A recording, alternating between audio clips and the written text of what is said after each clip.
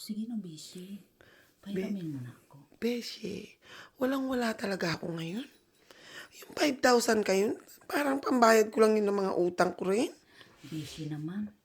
Kailangan ko ang pera. Aanin mo ba yun? Sabi, Maawa ka sa besi mo. 5,000 lang naman. Ano ba yan? naku, mami, Nanalo ka. Five- Utangin mo na si Betsy. 5,000 lang po yung panalo ko. Kaya nga ipautang mo na lang sa kanya. Ha? Te? Wow, ang ganda naman ng inyong alahas. Marami yan. Ay! Tunay po ba yan, te? Of course. Tunay to. Isanlak na lang po natin yan. Ay, hindi. Gusto Betsy. naman umutang ng papautangin mo na yung Betsy mo. Nabalitaan ko na nanalo ka naman sa loto.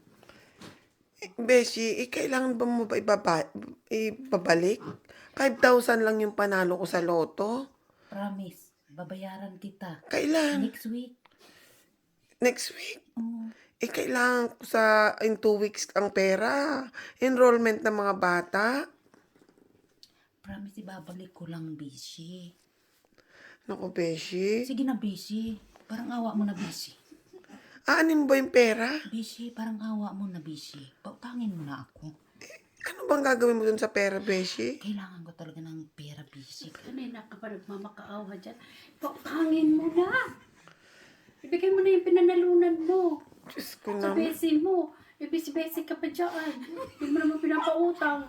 Eh anong